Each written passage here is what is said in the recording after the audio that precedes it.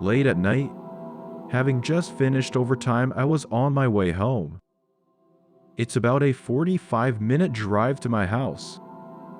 As I left the city behind and headed towards the quiet outskirts, the roads became increasingly deserted. The night drives always offered me a moment of peace, a time to soothe the day's fatigue and calm my mind. 20 minutes from home, I took the usual long back road that leads directly to my house, a route I had been using for years without incident. However, this road took on a somewhat eerie atmosphere at night.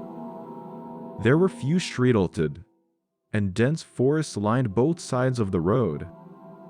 Moreover, fog often rolled in late at night, severely limiting visibility.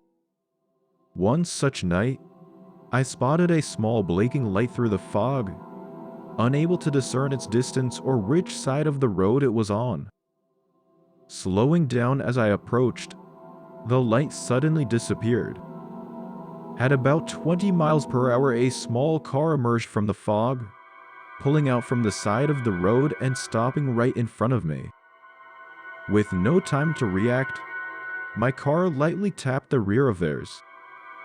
It took a few seconds to grasp what had happened, accompanied by a momentary shock. Fortunately, neither car seemed to have sustained significant damage. Uncertain of what to do next, I got out of my car to wait for the other driver's move.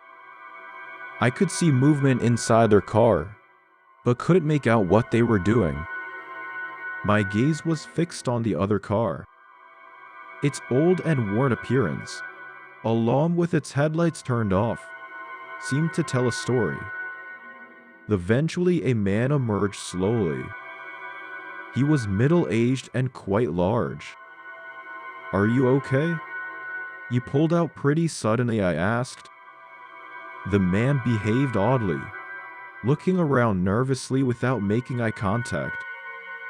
After a few seconds, he responded, "Ah, sorry." Confused about how to react and feeling uneasy about his unsettling presence, I was reluctant to be alone with him on this deserted road. Since there was no noticeable damage to either car, I said I'd be heading home. However, as I reached for my car door, he asked me to wait, wanting to check his car for any damage. I agreed, standing by my car as he examined his rear bumper. But then he started walking around his car, pretending to inspect it for damage, which was strange since I had only tapped his rear bumper. As he moved to the passenger side, I saw a large figure rise from the back seat and start moving towards the door. Instantly feeling something was wrong, I quickly got back into my car and locked it.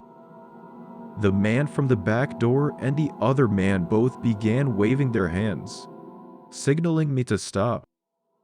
My heart pounding, I put the car in drive and maneuvered around them, leaving the scene. Looking in the rearview mirror, I saw their car's lights turn on through the fog, appearing to follow me for a while.